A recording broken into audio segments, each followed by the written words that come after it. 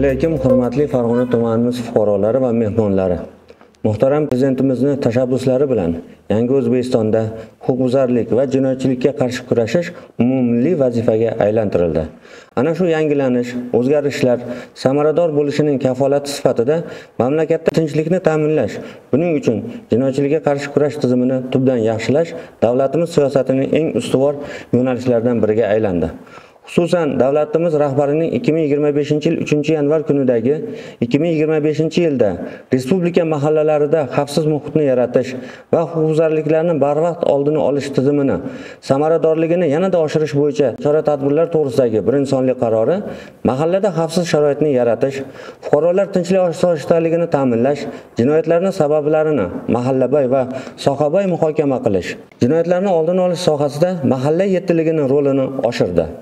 Ijtimoiy profilaktika tamoyili asosida huquqbuzarliklar profilaktikasi amalga oshirilayotgan amaliyoti doirasida alohida xavfsizlik hissini shakllantirish bo'yicha chora-tadbirlar belgilandi.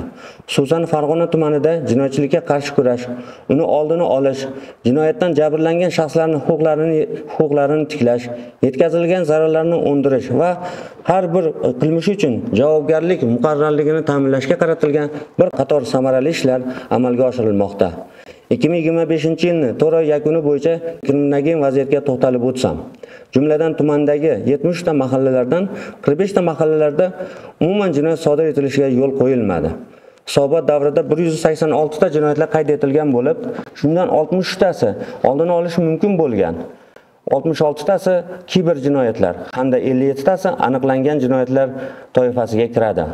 Oldini olish mumkin bo'lgan jinoyatlarning turlari bo'yicha tahlil qilinganimizda, joriy yilning 4 oyida 26 ta o'g'irlik, 5 ta firibgarlik, 11 ta tan jarohati bilan bog'liq, 3 ta oilaviy maishiy zo'ravonlik va 2 ta bezorilik jinoyatlari sodir etildi.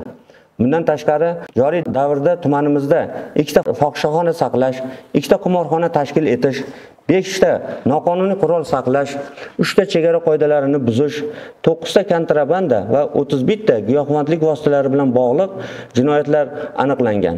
Eng achinarlisi, hozirgi kunda yoshlarimiz tomonidan qo'shni Qirg'iziston Respublikasi hududidan aylanma yo'llar orqali noqonuniy ravishda tovar moddiy boyliklari, giyohvandlik, kuchli ta'sir etuvchi va psixotrop vositalar olib kirish holatlari uchrab turmoqda.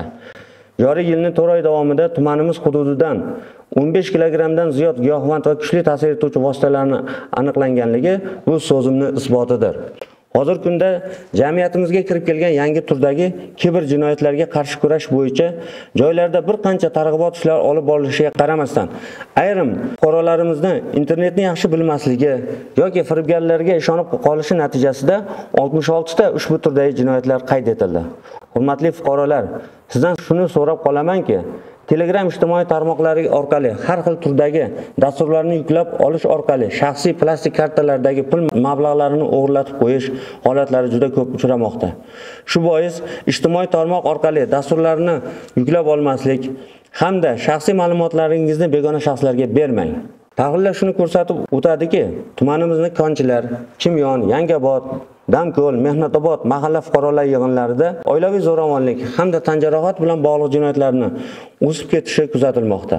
Shu bois fuqarolarimizdan jinoyatlardan jabrlanmasliklari uchun o'z huquqlarini bilishlari va himoya qilishlari, o'z mulklarini begona shaxslar qo'liga ishonib topshirmasliklari, har qanday oldi-berdi masalalarni notarial tartibda rasmiylashtirishlarini, yashash xonadonlariga video kuzatuv kameralarini o'rnatish yoki quruqlov xizmatiga topshirishlarini, shu bilan birga atrofda bo'layotgan har bir voqea va hodisaga befarq munosabatda bo'lmasliklarini, ogoh va hushyor bo'lishlarini, bir-birlariga mehr oqibatli bo'lishlarini so'rab qolaman. E'tiboringiz uchun rahmat.